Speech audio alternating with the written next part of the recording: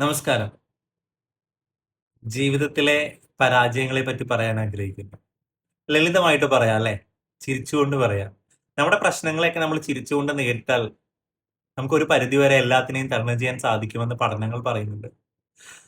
പരാജയങ്ങൾ ജീവിതത്തിൽ ഏറ്റുവാങ്ങിയിട്ടുള്ള ആളുകളായിരിക്കാം എന്നെ കാണുന്ന നിങ്ങളിൽ മിക്ക ആളുകളും, ഞാൻ ഉൾപ്പെടെ എന്നെ കാണുന്ന നിങ്ങളെല്ലാവരും.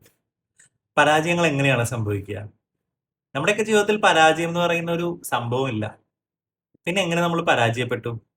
നമ്മുടെ ജീവിതത്തെ നമ്മൾ മറ്റുള്ളവരുമായിട്ട് താരതമ്യം ചെയ്യുന്നിടത്താണ് നമ്മുടെ പരാജയം ആരംഭിക്കുന്നത്.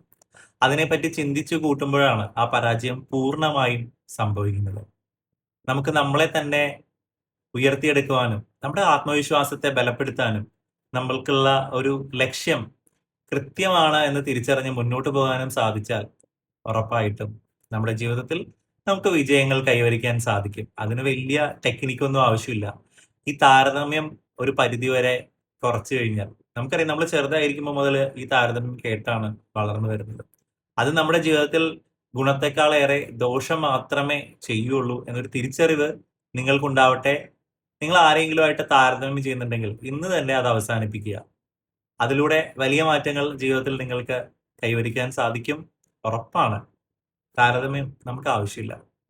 നമ്മുടെ ജീവിതത്തിന്റെ സക്സസ് ആയിട്ട് അതൊരിക്കലും മാറുകയുമില്ല.